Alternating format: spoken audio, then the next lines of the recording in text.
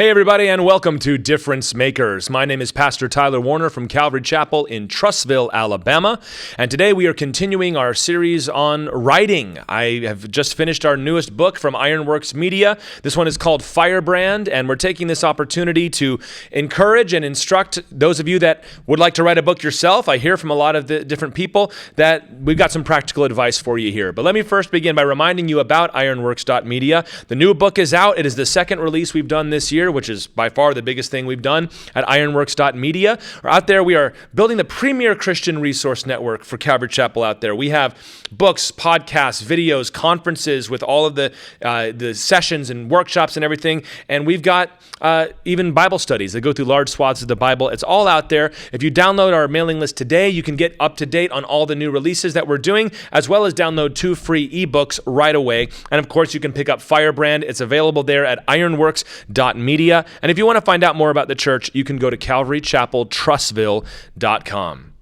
Well, we're continuing this series, which I'm calling We Need Your Book. And as I said last time, I have written several books at this point. We've released 5 of them through Ironworks Media. I've written 3 others and several other things. So I kind of hope I can help somebody along that would like to be in this world and in this process. As I said, I kind of crossed over a line somewhere where we went from being, I'd like to write books to, oh, now I write books. It's just what I do. And I hope what I give is helpful because there is just so much advice out there on writing right now. If you go on YouTube and you search writing advice or TikTok or Instagram, you are just going to be inundated, flooded with this. You go to the bookstore and look at books on writing, and it can all just be too much. So hopefully this can be a way of just consolidating it. I didn't really go through every book I have, and I've read a ton of books on writing. Believe me, I promise you I've done it, podcast videos, the whole 9 yards. I think I paid for a seminar one time, which was a bad waste of my money. But look, I'm going to put it like this. This is what has helped me. I am not famous. I am not making a bunch of money off of this, but I have crossed the finish line 8 times, and this is what has been helpful to me. And I want to remind you that this is within the parameters of what we discuss here, because on the podcast, this is all about motivating and inspiring you to live the life that God has called you to live. And if God has called you to write, if He's put that love in your heart for you to write something for the church or for the world to point them to Jesus and glorify God and just make life a little more wonderful for people, then you need to treat this like a spiritual thing, and we're going to give it that kind of spiritual attention. And as I said last time as well, even if this is not your calling, hopefully through this breakdown, it'll show you the way that you ought to approach whatever God has called you to do with some specificity, with some practical advice, and also with some spiritual motivation and know-how. Now, part of the problem with this, though, is there are many who I know who they want to be writers, but what they have become is by absorbing too much advice, the only thing they know enough about to write about is writing advice. They've become experts on writing rather than writers. And so before we begin and get into some specifics here, the overarching theme of the day is you need to be a finisher. That trounces everything else. Every piece of technique, every story breakdown you've heard, every way of outlining, all the references and formatting and page numbers and publishing process and indie versus traditional publisher. Forget all that. People who finish books are the people who publish books. People who write books and finish them are the ones who become writers. And that is the best advice I can give in anything, whether we're talking about business or marriage or ministry, is to finish the things you start. I've known too many people who play with their book. They play with their idea for way too long. I've been in writers groups before, and one of them, I remember there were several people who would spend forever, years, writing one story. And then they would finish, and I would say, congratulations, what's next? And they say, well, I'm going to go through it and rewrite it again because I think I'm a much better writer now. And then they spend another 2 years editing the one that they just written. And every time we come, they're just telling the same old thing. Or people that finish one, but then they spend forever editing it and trying to make it perfect. And then they can kind of sit around like, oh man, when this is ready, this is going to blow everybody's mind. Maybe you've known guys like this in seminary or Bible college too. Like, once I start preaching, there's going to be revival everywhere. None of those guys know what they're doing, or athletes that are like, where do they get a load of me, man? And well, those people are in every domain. And the best writing advice I can give you is to finish. And in fact, the best writing advice you're going to get is the kind that is going to push you across the finish line. If it helps you, then great. If not, then leave it aside. You can learn more through finishing a book than anything else. You learn more through that first completion, writing the end, than all the books and all the Masters of Fine Arts and all the everything else. And that's true for all sorts of things. You learn more from preaching for a year than you're ever going to learn in seminary. You learn more from that first marriage counseling appointment than you ever did in your psychology class or whatever it could have been. You've got to finish. And once you finish, you're ready for the next one. And the joke about this is once you finish a book, you have become a better writer than the guy that wrote that book. So you go back and read it and you just cringe like, oh man, look at what I was doing. But you're always going to feel that way. And that doesn't mean that it's bad. That just means that you have improved. And it's like the only way to improve as a painter is to finish paintings. The only way to improve as a writer is to finish writing. Every iteration is a level up. You are leveling up as an author. And you need to determine that you're going to worry about that more than any particular technique. It's like guys who want to invest. And they don't invest, they don't have any money, but they have very strong opinions about what you ought to invest in, and index funds and crypto, and so, well, how much have you made? Well, nothing, but I know all about it. Not interested in that advice, just personally, you know what I mean? It's kind of like what's more important than what you're investing in is the fact that you are investing, or what's more important than which exercise technique you're using is that you are exercising. I would say in the same way, worry more about the book you're writing than making sure you're getting all these technical matters correct. So I've got, 5 pieces of advice here on how to actually go through the process. Last time was all about pre-writing. Last time was all about taking an idea and preparing yourself to actually write chapter 1 and begin and write that first word. For what it's worth, I have written so many first paragraphs. It's not as inspiring as it sounds. Like, oh, it's just going to go from here. Now you're probably going to write that and it's going to stink and you delete it and you start over again. But here's 5 pieces of advice that you can take with you. Number 1, rely on your outline. If you followed the advice from last time, you probably have an outline ready to go. And if you're following from that, you need to rely on what you have written. I have found that while you are writing a book of any kind, fiction or nonfiction, biography, theology, whatever it might be, knowing what you're going to say next can be the hardest part. If you get stuck, figuring out what happens next is very, very difficult. The outline helps eliminate this problem. You know, for fiction, you know the next thing that's supposed to happen in the story, just kind of connect the dots, you know. And in nonfiction, if you are trying to build to a certain theme or a certain argument, what's the next piece that needs to be added? Have you done that? Sometimes I'll go through a section of a nonfiction book and I'll be like, man, there's really not much here. But really what it is there's nothing new to say on that section. Just end it and go to the next one. And your outline will help you with that. This eliminates the problem of the trouble starting. And especially if you got that mini outline, you know, that bullet point list. If you can't write a complete sentence yet, just bullet point where you want to go. Where do I want to get with this? Just kind of getting the juices flowing, getting the fingers moving on that keyboard. Or if you're one of those, you know, mega dorks that still writes with a pen and paper, then yeah, go right ahead. You know, guys that buy like fountain pens and quills and all that, go for it. Knock yourselves out. But it's about getting moving. Mini outlines, even mini outlines are great. Rely on that to tell you what comes next, almost as if you're being your own boss. We'll talk more about that at the end, about separating yourself into different categories. So rely on your outline. Number 2, set practical targets and goals for yourself. There goes Pastor Tyler again, talking about goals on the Difference Maker Show. Yes, I'm a big fan of that. I'm also a big fan of setting targets for writing. And if you're not familiar with this, I'm going to let you know. Writers tend to talk about this in terms of how many words they have written. Not so much, I'm going to write a section, I'm going to write a chapter, I'm going to write this percentage of the book. No, you just say, how many words am I writing today? A typical paperback book has 250 words per page. So you can kind of break it out from there. If I'm not mistaken, Firebrand right here was 63,000 words. So I'm not going to mess up probably going to mess it up. You can see it's about that thick. Desolation of Israel was closer to 100,000 words. So not quite twice as big, but pushing it. So in that process, how much are you going to write? Typically, people will say that about 250 words is a good target for a particular writing session.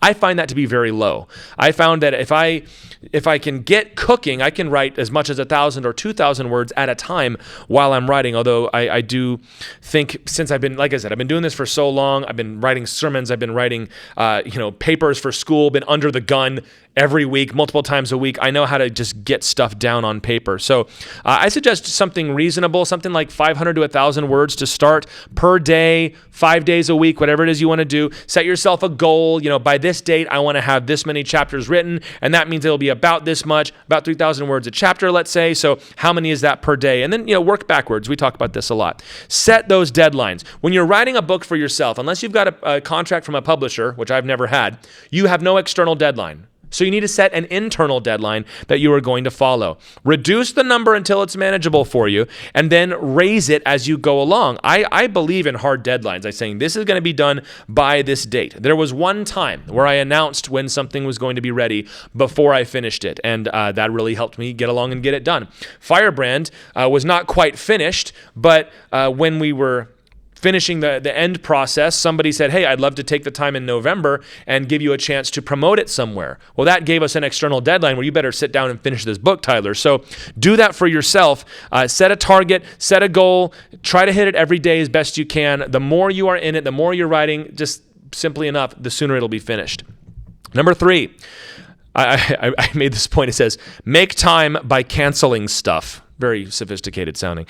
I will tell you the most common question I get when people see that I've written books is, how do you find time to do that? Number one question by far, how do you find time to do that? And there's really not a good answer to that question. I don't know what to say, really. Like, I don't know. It took a long time. Desolation took about 18 months. This one took, all told, about 7 years of, working sporadically on it. Some of them were faster than that. I think the fastest I've ever written a complete book is in like 4 or 5 months, at least before we started editing. So I don't know where you find the time to do that exactly. But as I've thought about it, there's some things that I tend to say. And put simply, I write when other people are doing other things. There's no judgment in that. There's no like, well, if you could just do such and such. No, I mean, I'm not saying that it's better than other things, but when other people are going out, hanging out with friends, I'm at home writing. When other people maybe would be sitting down and watching the game, or when other people would be playing video games, or working in the yard, or building out their house, or starting a business. I don't know. I'm writing. That's what I do. I like to do this. I enjoy the process. I enjoy going through it, so it's not a burden for me. And if I can make it real practical for you, what I usually do is I turn on the game of whatever sport. I will either mute it or put it down real low, and I'll write. So I can kind of half brain look at that and looking at this, and then sort of get moving doing it that way. I stay up late. I'm a night owl. I'm not a morning person. I would like to be, but I'm a night owl. So it's nothing for me to stay up till, seriously 1, 2, 2:30 in the morning writing. And that's where I find the time. I do it when other people are doing other things, like, sleeping. So you need to find the time. You need to say, what else am I doing that I could be writing instead? If it's important to you, if it's something that's important to you, you've got to get rid of other things. So if it is watching the game, college football season, it's nothing to watch 6 or 7 games a weekend, right? Especially with the World Series going on now at the time of recording, and basketball season just started. Well, you need to do less of that. If it's listening to music, I love to listen to music while I write. Some people find that hard to do. And if you're just hanging out at home, some people, they get home from work and they just want to be done. Well, that's the time that you need to redeem for writing. And if you start thinking of it as something that is fun and not a chore, it won't be so bad for you. I'm just going to say, if you really want this, there's no disrespect and no shame if you don't want to. Not everybody wants to. But if you want to be a writer and complete it and have a book in your hands that you've written, you got to make time. You got to cancel stuff. You got to say, no, we're not going to that. No, I can't make it tonight. No, I'm not going to watch that. I know I'm tired, but I'm going anyway. Make the time. It's that simple. And then people will ask you, where do you find the time? And you'll be like me, and you don't have a good answer for it. The fourth lesson I'm going to give you about the actual writing process itself. Writer's block is a secret code. Writer's block is when you are staring at the page and you have no idea what to write next. You just can't get it going. Most often we say this is when the page is blank and you don't know where to go. I believe outlining will help you with that. But writer's block is when you just don't know what to say. And I'm going to break this down into 2 kinds here. The first kind of writer's block is when you know what comes next, but you just can't phrase it right. And I know that sounds silly maybe to somebody that doesn't do this, but I will be stuck up for like an hour on just how to phrase the first sentence of a paragraph that I know what it's supposed to say, and I just can't phrase it. And this is what I like to say. This is just a hardware issue. This is just the machine is cold, the engine, it has not been started for a while, and you just need time to warm up. Write something terrible is what I would say. Sometimes I'll just write in brackets, first sentence, and then go from there, or bracket, first paragraph, and then go from there, and just start the juice flowing somehow. That's the best way to get over writer's block. I guess you'd call that muscling through it. This is when you know where to go, but you just can't get there. You just can't get the words in your mind. I understand that, but pretty much that's the best thing you can do is to fix the hardware. Get the muscles moving. Get your fingers moving, your mind going. But there's another kind of writer's block, which I have found is more common with me than knowing what to do next, because I outline so deeply, as I said, I pretty much always know what's supposed to come next. And it's when I can't get up the gumption to write. This is the second kind of writer's block. This is when, for whatever reason, I was doing really well. I was pushing through the book. Things were going fine. And I just can't get up the gumption to do it. I'm not motivated. I sit down and the thought of writing again is like, I don't want to do that, which is silly because it's the kind of thing I like to do. I see it as one of my favorite parts of my life. I love having these things that I can point to and say, I did that. So what is it? Here's what it is when I say it's a secret code. Writer's block is your subconscious telling you that there is something wrong with what you've already written and you can't move past it. I have found that if I cannot get up the energy to write, it's probably because the last thing I wrote is not ready to be passed on, or the next thing I'm supposed to write is not prepared to be written yet. So it's not at the stage where I can just sit down and write it. I'm going to have to break it down and re-outline. I'm going to have to reevaluate. I'm going to have to make some decisions. Writing is not really making a decision. Writing is just filling in what you've already decided. But if there comes a point where you have to make a decision on this manuscript now, I have found that I tend to avoid it by not getting up the energy to do it. And this is not fun. When you've got to sit down, I'll tell you a story. When I was writing Desolation of Israel, there was a section where I had taken what was one chapter and it had become 3 chapters. It was tens of thousands of words, like the length of some entire short books.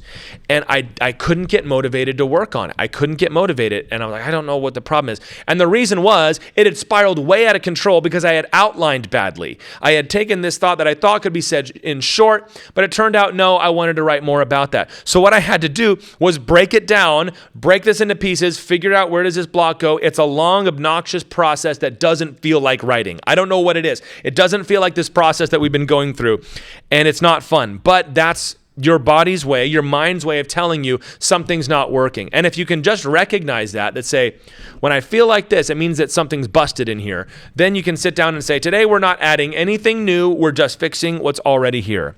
And that leads into point number 5 of the writing process, which is that nothing is permanent.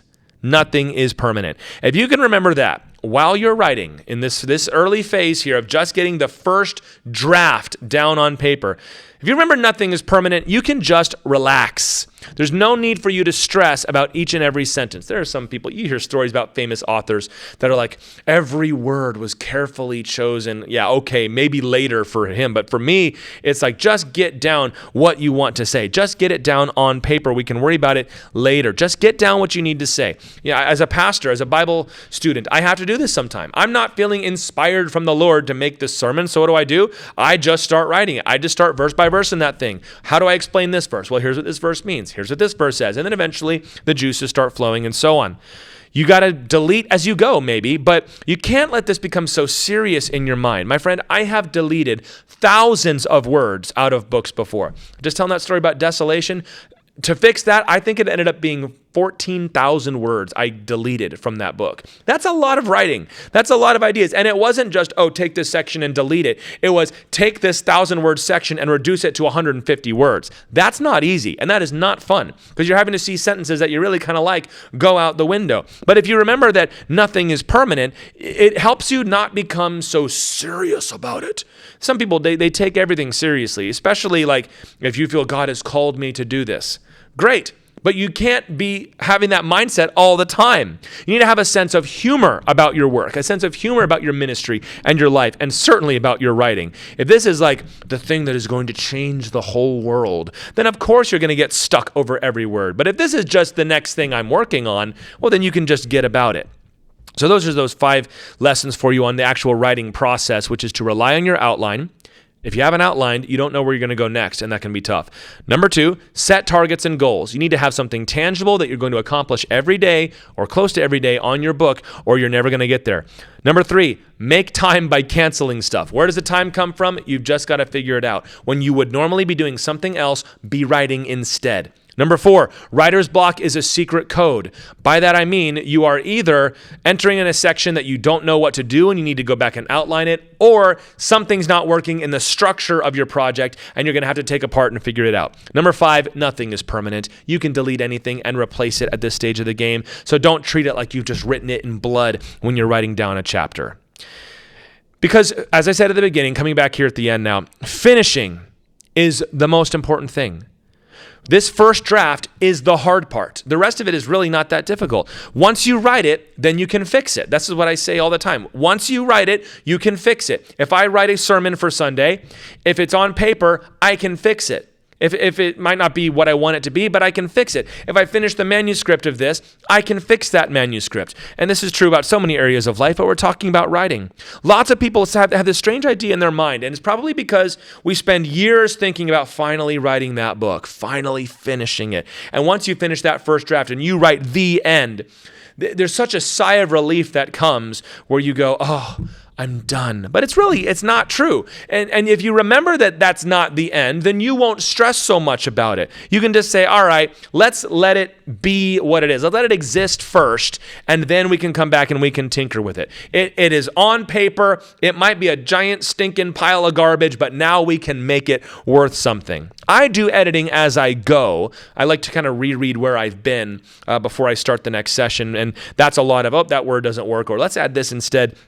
But that's really not what I'm talking about. I'm talking about having a finished stack of papers or a finished file on your computer that you can now go into and fix it. And this is what I was talking about a little bit earlier, but I'm going to hit it a little harder now. You kind of separate yourself into different jobs. If you think of yourself as the one I've got to construct this masterpiece that is going to change the whole world, worry about that later. When you're daydreaming on your own time. You need to think of yourself as different people, like a movie studio maybe. You've got an idea guy. The idea guy's job is to come up with the idea, flesh it out, and then pitch it to yourself, right? Is this any good? And then you look at it and you evaluate it, as your own editor, and you say, this idea stinks. Then you throw it back in your own face. But if you think of it, the idea guy, now you've got the actual writer. And the writer's job is not to make it the most glorious thing. No, the writer's job is to take the idea that was given to you and then make it happen. Make it be a full story. Now we're not dealing with an idea. Now we're dealing with a script. Now we're dealing with a book. Now we have a manuscript. And then that person hands it over to the editor guy, and his job is to say, oh man, this terrible piece of garbage. Let's see if we can make something out of it. If you can segment it in your mind like that, it can be very helpful. And that attitude helps as you're writing because you go, fixing it is not my job. Making this perfect is not my job. Making it exist is my job. Making it complete is my job. We're not finishing, as I say sometimes, we're completing. I will complete this draft and I will let somebody else finish it. If you have it in that mind, if you treat it like you're just writing a commission that you got from somebody else and then you're going to hand off to somebody else, that mindset can be helpful. Because now it's like, well, this is just another job. Let's just finish the job and get on to the next one. I have found that very helpful for myself, that I didn't come up with this idea. I'm just writing it, and then I'm going to give it to somebody else. And then when you're the editor, you can go, I didn't write this. It's just my job to fix it. And then when you hand it off to the publisher, and his job is, well, here's the product. Let's try to sell it.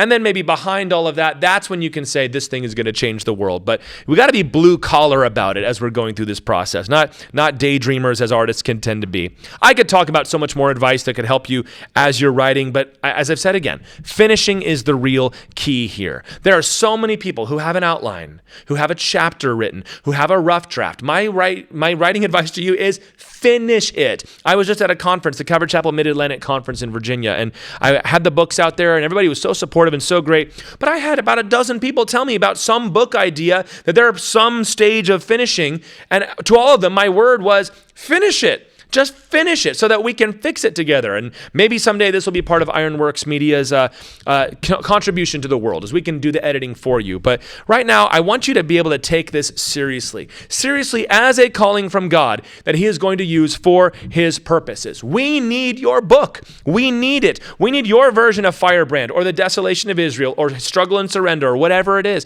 We need that from you. And it's never going to happen if you don't get down and actually get into the mud and do the work here. And I know how it is. At every step of the process, you wish you read a different one.